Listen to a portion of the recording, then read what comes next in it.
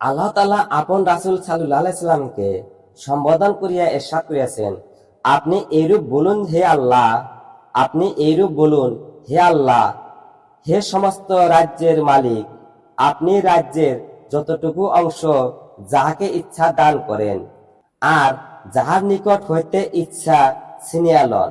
আপনি যাহাকে ইচ্ছা ইজ্জত দান করেন, যাহাকে ইচ্ছা অপদস্থ করিয়া দেন। সমস্ত কল্যাণ আপনারই অধিকারে রহিয়াছে, সমস্ত কল্যাণ আপনারই অধিকারে রহিয়াছে। নিশ্চয় আপনি সর্ব বিষয়ে পূর্ণ ক্ষমতাবান। আপনি রাত্রিকে দিনের মধ্যে প্রবেশ করান এবং আপনি দিনকে রাত্রির মধ্যে প্রবেশ করান। অর্থাৎ আপনি কোনো মৌসুমে রাত্রের কিছু অংশকে দিনের মধ্যে প্রবেশ করান যাহাতে দিন বড় হয়ে যায়, আবার কোনো মৌসুমে দিনের অংশকে রাত্রির মধ্যে প্রবেশ করান, ইহাতে রাত্রি বড় হয়ে যায়।